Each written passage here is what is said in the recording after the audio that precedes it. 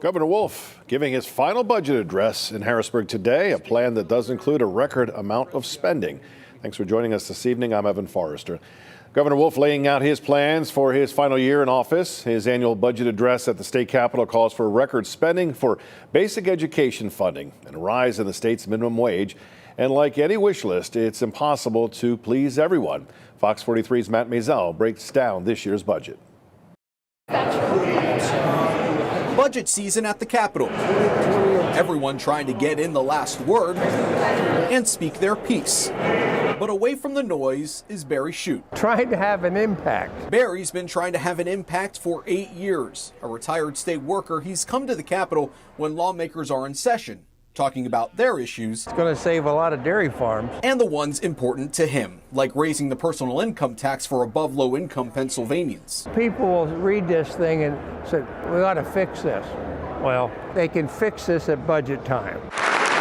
Governor Tom Wolf gave his final budget address Tuesday. It's like a State of the State report where he can tout his accomplishments over the past 7 years and ask the legislature for one more spending plan. It promises that a child's chance to thrive will not be determined by their zip code. The fair funding formula is at the top of Wolf's wish list. He's asking for more than $1.5 billion increase in pre-K through 12th grade spending.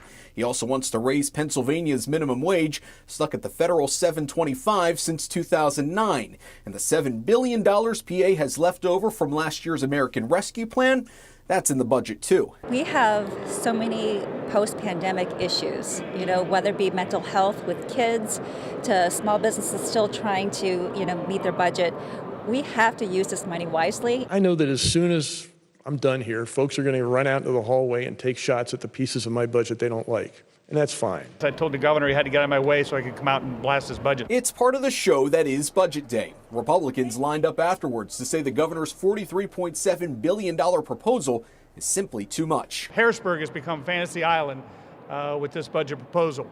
It looks nice and it feels nice, but the problem is not based in reality. This is part of the process. The governor gives a budget address. He has to sign the budget eventually, but it's also he's got to work with the legislator as well. Republicans have called the governor's spending proposal reckless, but there is one area where they may find common ground, and that's the corporate net income tax, which the governor wants to decrease by 5% over the next 4 years, would bring in more corporate business and jobs into the Commonwealth. With your Fox 43 Capitol Beat, I'm Matt Maisel.